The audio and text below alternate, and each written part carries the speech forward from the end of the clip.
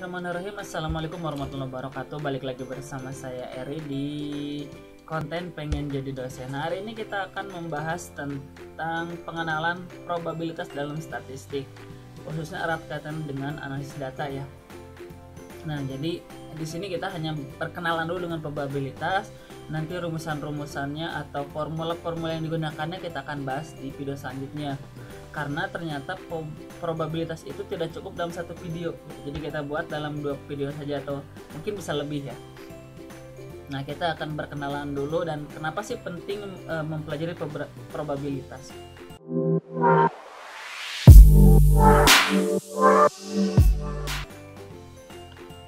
Pengenalan probabilitas dalam statistik, khususnya dalam analisis data. Nah, dalam beberapa kasus, ada beberapa kejadian kita kenal yang namanya itu adalah prediksi cuaca. Nah, cuaca itu kan tidak terlalu banyak kondisinya itu. Kalau tidak hujan ya cerah, kalau tidak berawan, kalau berawan mendung berarti tidak hujan. Jadi banyak sekali kejadian-kejadian dalam prediksi-prediksi terjadi dalam cuaca gitu. Jadi mana yang akan terjadi dalam satu hari prediksi cuaca itu. Nah, kita bisa hitung gitu dari data-data sebelumnya. Terus ada juga saham nih. Untuk yang sering bermain saham gitu, pasti kita belajar yang namanya kenaikan satu candle atau penurunan satu candle. Nah, itu bisa dihitung ternyata dengan probabilitas. Kita bisa tahu kemungkinan arahnya itu naik atau turun gitu. Kapan kita waktunya beli dan kapan kita waktunya jual gitu. Itu juga dalam dunia saham ya. Nah, terus yang ada kejadian di mana hari ini kita sehat, besok kita sehat atau tidak, atau besok kita sakit atau tidak. Nah, peluang-peluang itu atau kejadian-kejadian yang mungkin terjadi ternyata bisa dihitung. Apa namanya? Itulah probabilitas. Itulah pentingnya kita belajar probabilitas. Jadi probabilitas itu bukan hanya rumusan matematik saja. Ternyata probabilitas itu adalah erat kaitan dengan kehidupan kita sehari-hari gitu. Ini memang sangat penting saya dipelajari ya. Nah, selanjutnya apa sih itu probabilitas? Probabilitas sering didefinisikan sebagai peluang atau kemungkinan. Nah, kata utamanya adalah kemungkinan. Jadi probabilitas itu kemungkinan sesuatu itu terjadi. Atau probabilitas adalah suatu nilai yang digunakan untuk mengukur tingkat kejadian suatu kejadian secara acak. Nah, kayak tadi kan, kalau misalnya kita di dalam saham itu kapan waktunya naik, kapan turun, kapan kita beli, kapan kita jual. Itu secara acak aja terus. Terus probabilitas dinyatakan dengan dalam angka pecahan 0 sampai dengan 1. Nah, jadi di antara itu ya 0 dan 1. Atau dalam presentasi sama aja sih, itu hanya beda penulisan saja. Nah, misalnya kita ambil contoh sebuah kemungkinan dalam pelemparan satu buah dadu ya. Nah, dadu itu kan ada 6 sisi. Balok itu ada 6 sisi, itu ada nomor nilainya 1, 2, 3 sampai 6. Nah, kita lempar pertama, peluang jatuhnya angka 5 itu berapa sih gitu. Dari 6 yang muncul 1, pasti yang muncul 1 kan gak mungkin berdiri gitu, pasti jatuh dan tergeletak si dadunya itu. Dan peluang munculnya angka 5 atau poin 5 itu berapa gitu, berarti 1/6 itu dari total dadu yang total sisi dadu gitu. Jadi 1/6.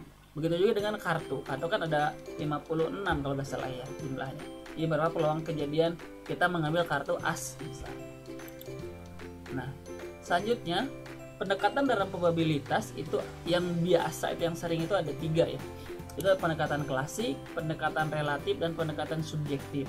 Nah, pendekatan klasik adalah setiap rasio peristiwa mempunyai kesempatan yang sama atau equally likely. Sebuah peristiwa dapat terjadi sebanyak n kali di antara n peristiwa. Nah, jadi dalam pendekatan klasik itu lebih sederhana ya, karena semuanya dianggap sama gitu. Terus dalam pendekatan relatif itu probabilitas suatu kejadian tidak dianggap sama tergantung dari berapa banyak suatu kejadian terjadi. Nah, ini dilihat dari biasanya dalam jangka waktu tertentu ya kalau pendekatan relatif. Jadi dalam frekuensi waktu biasanya. Terus pendekatan subjektif. Probabilitas suatu kejadian didasarkan pada penilaian pribadi yang dinyatakan dalam derajat kepercayaan. Nah, kalau subjektif itu biasanya ada peneliti yang menyatakan kalau kejadian ini seperti ini, kemungkinan seperti ini, probabilitasnya seperti ini. Itu pendekatan subjektif. Nah, di video selanjutnya kita akan bahas satu persatu dari mulai formulanya sampai nanti contoh-contohnya. Nah, di sini kita akan ambil contoh sederhana dulu. Pendekatan klasik itu contohnya yang biasa kita dengar. Misalnya kegiatan melempar uang koin. Nah, uang koin kalau dilempar, dia itu kalau tidak muncul gambar pasti muncul angka. Gitu. Jarang posisinya jatuh seperti ini ya, berdiri gitu, pasti jatuh tergeletak. Nah, jumlah kemungkinannya ada 2. Kalau tidak gambar ya angka. Probabilitasnya ada setengah atau 1/2. Gitu. Jadi akan lebih mudah muncul karena probabilitasnya tinggi daripada melempar dadu gitu atau tadi mengambil kartu. Terus kegiatan perdagangan, menjual dan membeli saham sama ya. Kalau kita tidak menjual ya kita membeli. Terus perubahan harganya kalau tidak naik ya turun. Gitu. Dari totalnya 2 itu probabilitasnya 1/2. Jadi probabilitasnya cukup sangat tinggi. Sangat mudah sekali terjadi. Nah, terus pendekatan relatif, kejadian jual beli. Nah, misalnya tuh dalam kejadian jual beli saham ada 3000 transaksi, terdiri dari dalam rentang waktu tertentu ya, dalam rentang waktu tertentu ada 3 juta transaksi, terdiri dari 2.455.000 jual dan 545.000 beli. Nah, peluangnya, kejadiannya. Nah, probabilitas relatif jual adalah 2.445.000 dibagi 3 juta sama dengan 82%. Jadi beli itu tinggi, jual itu tinggi ya. Nah, dibanding beli itu hanya 545.000 dibagi 3.000 hanya 18%. Jadi ternyata kebanyakan orang itu menjual daripada membeli.